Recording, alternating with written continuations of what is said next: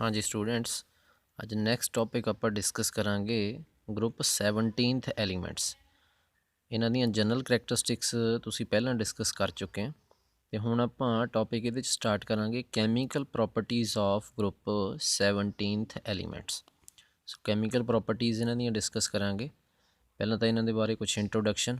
There are 5 elements in group 17th and these are named as halogens. पढ़िया तुसी पहलां किहड़े-किहड़े ये ग्रुप 17th एलीमेंट्स ने? Fluorine, chlorine, bromine, iodine, astatine. तो हैलोजन्स क्यों कहने आपां इन्हां नूं?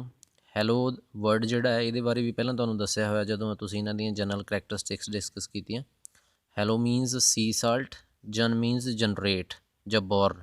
सी साल्ट बॉर्न है ये, मतलब सी साल्ट तो मिलदे आ सानूं ਸਮੁੰਦਰੀ ਸਾਲਟ ਜਿਹੜੇ ਨੇ ਉਹਨਾਂ ਤੋਂ ਇਹ ਸਾਰੇ ਹੈਲੋਜਨਸ ਮਿਲਦੇ ਆ, ਇਸ ਕਰਕੇ ਇਹਨਾਂ ਨੂੰ ਹੈਲੋਜਨਸ ਦਾ ਨਾਮ ਦਿੱਤਾ ਜਾਂਦਾ ਹੈ। Out of these fluorine and chlorine are very reactive, so they form ਮੈਨੀ ਕੰਪਾਊਂਡਸ। ਇਹਨਾਂ ਦੇ ਵਿੱਚੋਂ ਫਲੋਰੀਨ ਅਤੇ ਕਲੋਰੀਨ ਕਾਫੀ ਜ਼ਿਆਦਾ ਰਿਐਕਟਿਵ ਹੈ, ਇਸ ਕਰਕੇ ਇਹ ਕਾਫੀ ਕੰਪਾਊਂਡ ਬਣਾਉਂਦੇ ਆ। these also act as strong oxidizing agent। ਇਹ ਸਟਰੋਂਗ ਆਕਸੀਡਾਈਜ਼ਿੰਗ ਏਜੰਟ ਦੀ ਤਰ੍ਹਾਂ ਵੀ ਐਕਟ ਕਰਦੇ ਆ, ਮੀਨਸ ਇਹ ਇਲੈਕਟ੍ਰੋਨ ਗੇਨ ਕਰਦੇ ਆ ਦੂਜਿਆਂ ਦੇ ਕੋਲੋਂ। ਕਿਉਂ? Because they have a strong tendency to gain the electrons. Electron activity ਕਾਫੀ ਜ਼ਿਆਦਾ ਹੁੰਦੀ ਇਹਨਾਂ ਦੀ, ਇਸ ਕਰਕੇ ਇਹ ਸਟਰੋਂਗ ਆਕਸੀਡਾਈਜ਼ਿੰਗ ਏਜੰਟ ਦੇ ਤੌਰ 'ਤੇ ਵੀ ਯੂਜ਼ ਕੀਤੇ ਜਾਂਦੇ ਆ। ਨੈਕਸਟ ਅੱਗੇ discuss briefly the trend in chemical properties of group 17th elements. Group 17th elements ਦੀਆਂ ਜਿਹੜੀਆਂ ਕੈਮੀਕਲ ਪ੍ਰੋਪਰਟੀਜ਼ ਨੇ ਉਹਨਾਂ ਦੇ ਵਿੱਚ ਕੀ ਟ੍ਰੈਂਡ ਹੁੰਦਾ ਉਹ ਆਪਾਂ ਡਿਸਕਸ ਕਰਾਂਗੇ। ਸੋ ਇਹਦੇ 'ਚ ਹੈ ਸਾਡੇ ਕੋਲ ਸਭ ਤੋਂ ਪਹਿਲੇ ਨੰਬਰ 'ਤੇ ਰਿਐਕਟੀਵਿਟੀ ਟੂਵਰਡਸ ਹਾਈਡਰੋਜਨ। ਤਿੰਨ ਤਰ੍ਹਾਂ ਦੀਆਂ ਆਪਾਂ ਰਿਐਕਟੀਵਿਟੀ ਕਿਸੇ ਵੀ ਐਲੀਮੈਂਟਸ ਦੀਆਂ ਡਿਸਕਸ ਕਰਦੇ ਹਾਂ। Reactivity towards hydrogen, reactivity towards oxygen, reactivity towards halogens. ਇਹ ਖੁਦ ਹੈਲੋਜਨਸ ਨੇ, ਇਹਨਾਂ ਦੇ ਵੀ ਹੈਲੋਜਨਸ ਦੇ ਵੀ ਆਪਸ 'ਚ ਇੱਕ ਦੂਜੇ ਦੇ ਨਾਲ ਜਿਹੜੇ ਕੰਪਾਊਂਡ ਬਣਦੇ ਆ ਉਹਨਾਂ ਨੂੰ ਇੰਟਰ ਹੈਲੋਜਨ ਕੰਪਾਊਂਡ ਕਹਿੰਦੇ ਆ। ਉਹ ਟੌਪਿਕ ਅਲੱਗ ਤੋਂ ਆਪਾਂ ਇੱਕ ਕੁਐਸਚਨ 'ਚ ਡਿਸਕਸ ਕਰਾਂਗੇ। ਇਸ ਟੌਪਿਕ ਦੇ ਵਿੱਚ ਆਪਾਂ ਇਹਨਾਂ ਦੀ ਰਿਐਕਟੀਵਿਟੀ ਟੂਵਰਡਸ ਹਾਈਡਰੋਜਨ ਅਤੇ ਰਿਐਕਟੀਵਿਟੀ ਟੂਵਰਡਸ ਆਕਸੀਜਨ ਪਹਿਲਾਂ ਇਹ ਦੋਨੋਂ ਡਿਸਕਸ ਕਰਨੀ ਹੈ ਇੱਥੇ। ਸੋ ਹਾਈਡਰੋਜਨ ਦੇ ਨਾਲ ਰਿਐਕਟੀਵਿਟੀ, ਹਾਈਡਰੋਜਨ ਦੀ ਆਕਸੀਡੇਸ਼ਨ ਸਟੇਟ +1 ਹੁੰਦੀ ਹੈ ਅਤੇ ਜਿੰਨੇ ਵੀ ਹੈਲੋਜਨਸ ਨੇ ਇਹਨਾਂ ਦੀ ਤੁਸੀਂ ਪਹਿਲਾਂ ਪੜ੍ਹੀ ਹੈ, ਨੋਰਮਲ ਆਕਸੀਡੇਸ਼ਨ ਸਟੇਟ ਇਹਨਾਂ ਦੀ -1 ਹੈ। ਸੋ ਇੱਕ ਹਾਈਡਰੋਜਨ ਇੱਕ ਹੈਲੋਜਨਸ ਦੇ ਨਾਲ ਆਸਾਨੀ ਦੇ ਨਾਲ ਕੰਬਾਈਨ ਹੋ ਕੇ ਹਾਈਡਰੋਜਨ ਹੈਲਾਈਡ ਬਣਾ ਸਕਦੇ ਆ। ਸੋ ਲਿਖਿਆ ਹੋਇਆ ਇਹਦੇ 'ਚ all halogens react with hydrogen to give hydrogen halides, but the reactivity of halogens towards hydrogen decreases down the group from fluorine to iodine। ਸਾਰੇ ਜਿਹੜੇ ਹੈਲੋਜਨਸ ਨੇ ਹਾਈਡਰੋਜਨ ਦੇ ਨਾਲ ਮਿਲ ਕੇ ਹਾਈਡਰੋਜਨ ਹੈਲਾਈਡਸ ਬਣਾਉਂਦੇ ਆ ਕਹਿੰਦੇ, ਬਟ ਜਿਹੜੀ ਇਹਨਾਂ ਦੀ ਰਿਐਕਟੀਵਿਟੀ ਆ ਹਾਈਡਰੋਜਨ ਦੇ ਪ੍ਰਤੀ ਹੈਲੋਜਨਸ ਦੀ ਉਹ ਡਾਊਨ ਦਾ ਗਰੁੱਪ ਘਟਦੀ ਜਾਂਦੀ ਹੈ। ਕਿਉਂ ਘਟਦੀ ਜਾਂਦੀ ਹੈ? ਕਿਉਂਕਿ ਡਾਊਨ ਦਾ ਗਰੁੱਪ ਇਹਨਾਂ ਦੀ ਇਲੈਕਟ੍ਰੋ ਨੈਗੇਟਿਵਿਟੀ ਘਟਦੀ ਜਾਂਦੀ ਹੈ, ਮੀਨਸ ਇਲੈਕਟ੍ਰੋਨਸ ਜਿਹੜੀ ਹੈ ਅਟਰੈਕਟ ਕਰਨ ਦੀ ਟੈਂਡੈਂਸੀ ਆਪਸ ਦੇ ਵਿੱਚ ਇਹਨਾਂ ਦੀ ਘਟਦੀ ਜਾਂਦੀ ਹੈ। ਸੋ ਜਿਸ ਕਰਕੇ ਇੱਥੇ ਰਿਐਕਸ਼ਨ ਵੀ ਦੱਸੇ ਹੋਏ ਹੈ ਕਿ ਹਾਈਡਰੋਜਨ ਅਤੇ ਕਲੋਰੀਨ ਨੋਰਮਲੀ ਸਨਲਾਈਟ ਦੀ ਪ੍ਰੈਜ਼ੈਂਸ ਦੇ ਵਿੱਚ ਰਿਐਕਸ਼ਨ ਹੋ ਜਾਂਦਾ, 2 ਮੋਲੀਕਿਊਲਸ HCl ਗੈਸ ਦੇ ਬਣ ਜਾਂਦੇ ਆ। ਬਟ ਹਾਈਡਰੋਜਨ ਅਤੇ ਬਰੋਮੀਨ ਦਾ ਜਦੋਂ ਰਿਐਕਸ਼ਨ ਕਰਵਾਇਆ ਜਾਂਦਾ ਹੈ ਤਾਂ ਸਨਲਾਈਟ ਦੀ ਪ੍ਰੈਜ਼ੈਂਸ 'ਚ ਹੀ ਨਹੀਂ, ਨਾਲ ਦੀ ਨਾਲ ਹੀਟ ਵੀ ਪ੍ਰੋਵਾਈਡ ਕਰਵਾਉਣੀ ਪੈਂਦੀ ਹੈ, ਤਾਂ ਰਿਐਕਸ਼ਨ ਹੋ ਕੇ ਹਾਈਡਰੋਜਨ ਬਰੋਮਾਈਡ ਬਣਦਾ ਹੈ। ਬਟ ਜਦੋਂ ਹਾਈਡਰੋਜਨ ਅਤੇ ਆਇਓਡੀਨ ਦਾ ਰਿਐਕਸ਼ਨ ਕਰਵਾਉਂਦੇ ਆ ਫਿਰ ਹੀਟ ਵੀ ਦੇਣੀ ਪੈਂਦੀ ਹੈ, ਨਾਲ ਦੀ ਨਾਲ ਕੈਟਾਲਿਸਟ ਜਿਹੜਾ ਪਲਾਟੀਨਮ ਇਹ ਵੀ ਪ੍ਰੋਵਾਈਡ ਕਰਵਾਉਣਾ ਪੈਂਦਾ, ਤਾਂ ਜਾ ਕੇ ਹਾਈਡਰੋਜਨ ਆਇਓਡਾਈਡ ਮੋਲੀਕਿਊਲ ਜੋ ਹੈ ਉਹ ਬਣਦਾ। ਮਤਲਬ ਇੱਥੋਂ ਇਹ ਸ਼ੋਅ ਹੁੰਦਾ ਕਿ ਡਾਊਨ ਦਾ ਗਰੁੱਪ ਇਹਨਾਂ ਦੀ ਰਿਐਕਟੀਵਿਟੀ ਘਟਦੀ ਜਾਂਦੀ ਹੈ। ਹੁਣ ਜਿਹੜੇ ਹਾਈਡਰੋਜਨ ਹੈਲਾਈਡਸ ਬਣੇ ਆ, ਹੁਣ ਇਹਨਾਂ ਹਾਈਡਰੋਜਨ ਹੈਲਾਈਡਸ ਦੀਆਂ ਪ੍ਰੋਪਰਟੀਜ਼ ਆਪਾਂ ਇੱਥੇ ਡਿਸਕਸ ਕਰਾਂਗੇ। Properties of hydrogen halides. So ਸਭ ਤੋਂ ਪਹਿਲੇ ਨੰਬਰ 'ਤੇ ਫਿਜ਼ੀਕਲ ਸਟੇਟ। ਇਹਦੇ ਵਿੱਚ ਇੱਕ ਮੋਲੀਕਿਊਲ ਨੇ ਆਪਾਂ ਲਿਖਿਆ HF molecule, HCl, HBr, HI ਇਹ ਸਾਰੇ ਹਾਈਡਰੋਜਨ ਹੈਲਾਈਡ ਹੈ।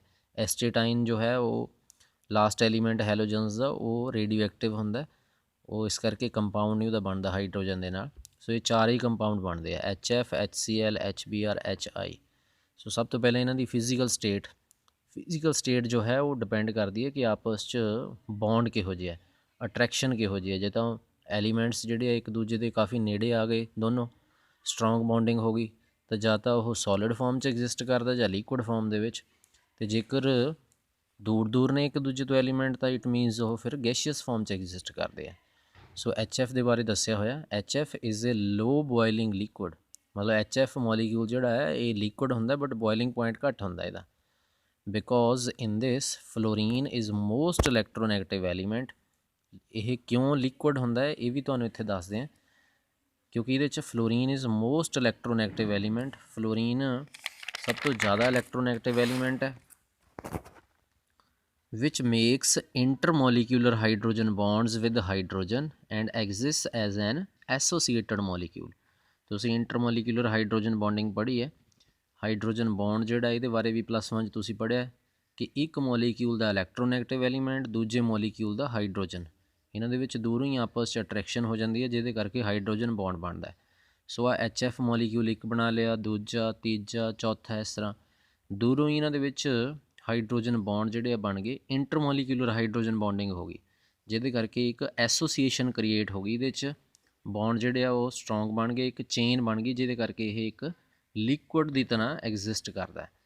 While HCl, HBr, HI are gases due to the decrease in electronegativity values of halogens। But ਦੂਜੇ ਪਾਸੇ HCl, HBr, HI ਇਹ ਸਾਰੀਆਂ ਗੈਸਸ ਨੇ, ਕਿਉਂਕਿ ਡਾਊਨ ਦਾ ਗਰੁੱਪ ਇਲੈਕਟ੍ਰੋਨੈਗੇਟਿਵਿਟੀ ਡਿਕਰੀਜ਼ ਕਰਦੀ ਜਾਂਦੀ ਹੈ ਅਤੇ ਕੋਈ ਇੰਟਰਮੋਲੀਕੂਲਰ ਹਾਈਡਰੋਜਨ ਬੌਂਡਿੰਗ ਨਹੀਂ ਹੁੰਦੀ ਫਿਰ ਇਹਨਾਂ ਮੋਲੀਕਿਊਲਸ ਦੇ ਵਿਚਕਾਰ, ਜਿਹਦੇ ਕਰਕੇ ਇਹ ਫਿਰ ਗੈਸ਼ੀਅਸ ਫਾਰਮ ਦੇ ਵਿੱਚ ਐਗਜ਼ਿਸਟ ਕਰਦੇ ਆ। HCl ਜਦੋਂ ਪ੍ਰਪੇਅਰ ਕੀਤੀ ਜਾਂਦੀ ਹੈ ਤਾਂ ਗੈਸ ਹੀ ਹੁੰਦੀ ਹੈ, ਬਟ ਇਹਦੀ ਪ੍ਰੋਪਰਟੀ ਹੈ ਕਿ ਇਹ ਵਾਟਰ 'ਚ ਸੋਲੇਬਲ ਹੈ। ਸੋ ਜਦੋਂ ਵਾਟਰ 'ਚ ਪਾਇਆ ਜਾਂਦਾ ਇਹਨੂੰ HCl ਨੂੰ ਤਾਂ ਉਸ ਸਮੇਂ ਫਿਰ ਇਹ ਐਸਿਡ ਬਣ ਜਾਂਦਾ, ਹਾਈਡਰੋਕਲੋਰਿਕ ਐਸਿਡ। ਅਦਰਵਾਈਜ਼ ਇਹ HCl ਹਾਈਡਰੋਜਨ ਕਲੋਰਾਈਡ ਗੈਸ ਦੀ ਫਾਰਮ 'ਚ ਹੀ ਐਗਜ਼ਿਸਟ ਕਰਦੀ ਹੈ। ਨੈਕਸਟ ਅਗਲੀ ਪ੍ਰੋਪਰਟੀ ਹੈ ਮੈਲਟਿੰਗ ਐਂਡ ਬੋਇਲਿੰਗ ਪੁਆਇੰਟ।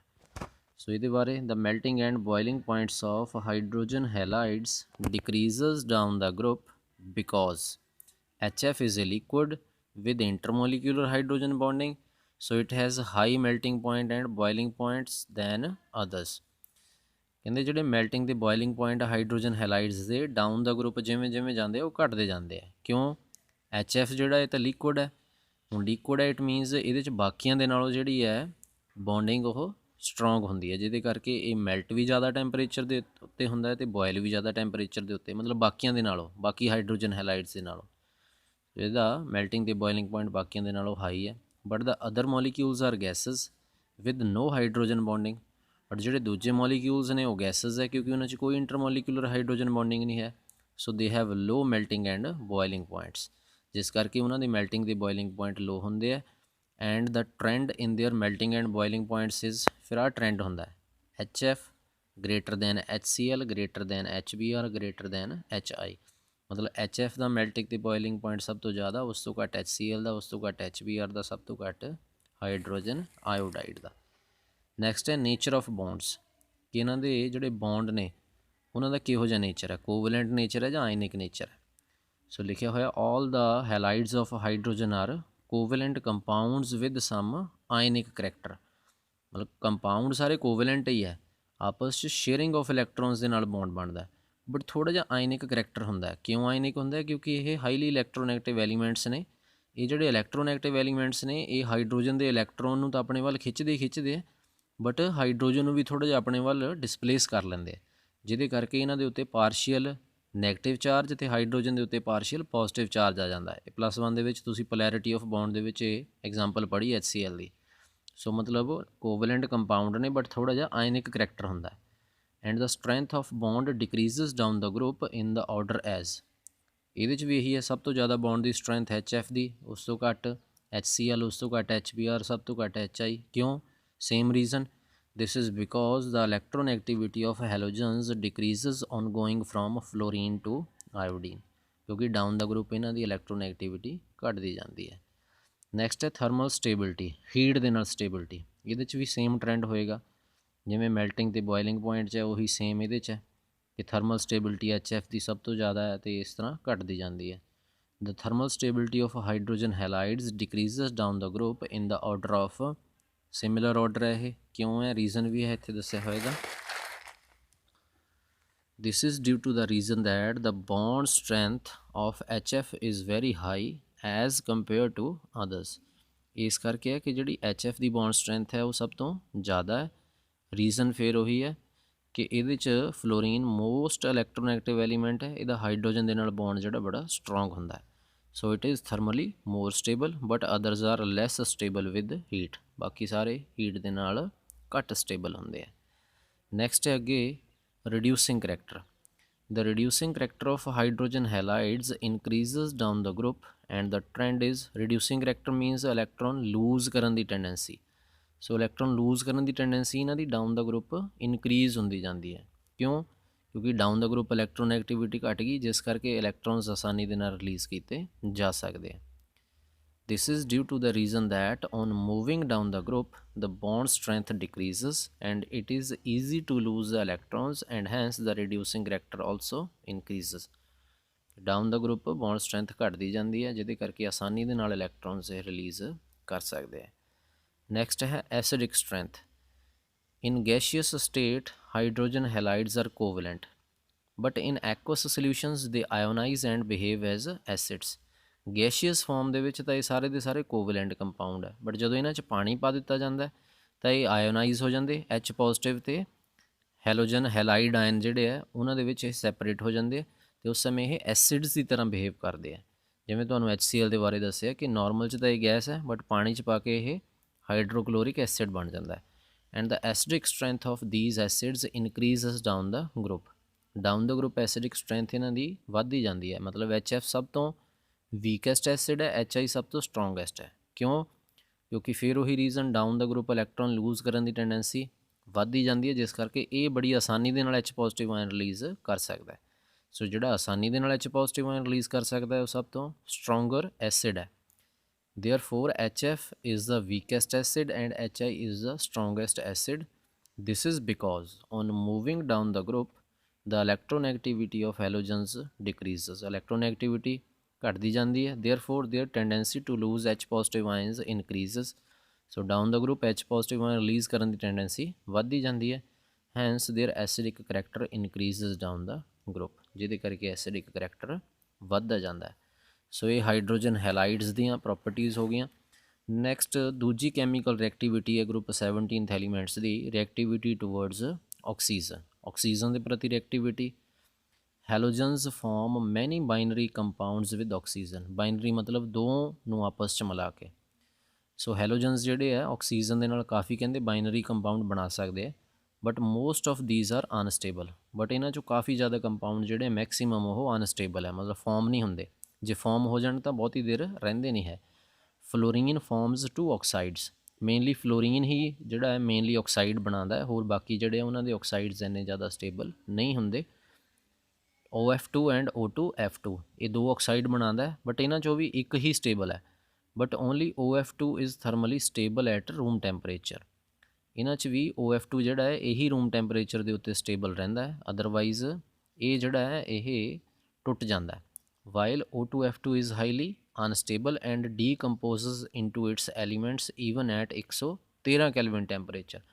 ਮਤਲਬ O2F2 ਜਿਹੜਾ ਹੈ ਇਹ ਤਾਂ ਨੈਗੇਟਿਵ ਟੈਂਪਰੇਚਰ ਹੋ ਜਾਵੇ ਡਿਗਰੀ ਸੈਲਸੀਅਸ ਦੇ ਵਿੱਚ, ਮਤਲਬ 113 ਕੈਲਵਿਨ ਜਿਹੜਾ ਇੰਨੇ ਟੈਂਪਰੇਚਰ 'ਤੇ ਵੀ ਇਹ ਅਨਸਟੇਬਲ ਰਹਿੰਦਾ, ਟੁੱਟ ਜਾਂਦਾ ਹੈ ਆਪਣੇ ਐਲੀਮੈਂਟਸ ਦੇ ਵਿੱਚ। ਮਤਲਬ ਆਕਸੀਜਨ ਸੈਪਰੇਟ ਹੋ ਜਾਂਦੀ ਹੈ, ਫਲੋਰੀਨ ਸੈਪਰੇਟ ਹੋ ਜਾਂਦੀ ਹੈ। ਸੋ ਇਹ ਹੈ ਸਾਡੇ ਕੋਲ ਇਹਨਾਂ ਦੀਆਂ ਕੈਮੀਕਲ ਪ੍ਰੋਪਰਟੀਜ਼ ਟੂਵਰਡਸ ਹਾਈਡਰੋਜਨ ਅਤੇ ਆਕਸੀਜਨ। ਅਤੇ ਦੂਜਾ ਤੁਹਾਨੂੰ ਦੱਸਿਆ ਕਿ ਹੈਲੋਜਨਸ ਦੇ ਨਾਲ ਕੈਮੀਕਲ ਪ੍ਰੋਪਰਟੀਜ਼ ਵੀ ਹੁੰਦੀਆਂ, ਉਹਨਾਂ ਨੂੰ ਇੰਟਰ ਹੈਲੋਜਨ ਕੰਪਾਊਂਡ ਕਹਿੰਦੇ ਆ, ਉਹ ਅਲੱਗ ਤੋਂ ਆਪਾਂ ਕੁਐਸਚਨ ਡਿਸਕਸ ਕਰਾਂਗੇ। ਸੋ ਅੱਜ ਦੇ ਲਈ ਤੁਹਾਡਾ ਇਹ ਇੰਨਾ ਹੀ ਟੌਪਿਕ ਸਹੀ। ਨੈਕਸਟ ਟੌਪਿਕ ਆਪਾਂ ਤੁਹਾਡਾ ਨੈਕਸਟ ਵੀਡੀਓ ਦੇ ਵਿੱਚ ਡਿਸਕਸ ਕਰਾਂਗੇ। Thank you.